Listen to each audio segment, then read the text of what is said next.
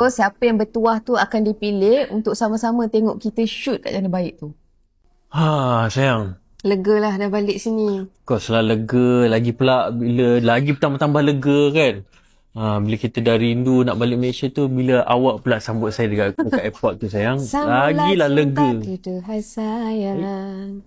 Sambung lagu awak. Tapi kat sana kat sana comel nama. Kat sana apa yang awak explore? Macam-macam sayang. Kita orang pergi Nami Island, kita pergi tempat theme park tu, and then lepas tu kita pergi mana lagi?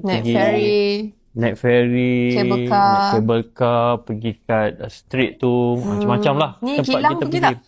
Yes, Kilang pun kita pergi. Dan macam saya cakap tadi lah, Kilang ni for the first time kita pergi sendiri. Kilang ni kita tengok sendiri proses untuk buat glowberry ni kan. PDRM proses daripada plant tu, pada tumbuh-tumbuhan tu yang kita macam kali ni kita dapat tengok sendiri depan-depan mata kita. Lepas tu kita tengok daripada proses tu, daripada tumbuh-tumbuhan, maksudnya daripada pokok, daripada buah, dia extract dekat lab, sampailah dia proses dekat mesin dia, sampailah siap jadi PDRM tu. So bagi saya benda tu memang kita sendiri dapat tahulah.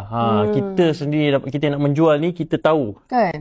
Proses tu menggunakan proses yang betul-betul terperinci, menggunakan mesin yang kualiti, dan hasilnya produk glowberry awak ni daripada Saskin ni yang betul-betul berkualiti.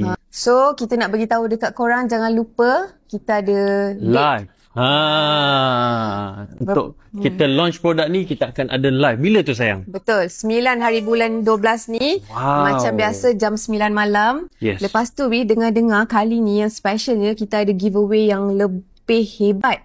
Lebih menarik. Lepas tu sesiapa yang nak join, nak tengok kita kan, disebabkan saya tak jadi pergi Korea, so kita akan shoot di Janda Baik. So siapa yang bertuah tu akan dipilih untuk sama-sama tengok kita shoot kat Janda Baik tu. Behind the scene. So make sure korang join live kami. Kita nak jual dengan harga kasih sayang, tapi produk yang baru. Dan yang paling penting, panjang perjalanan produk kali ni tau. Betul. Sampai ke Korea tau.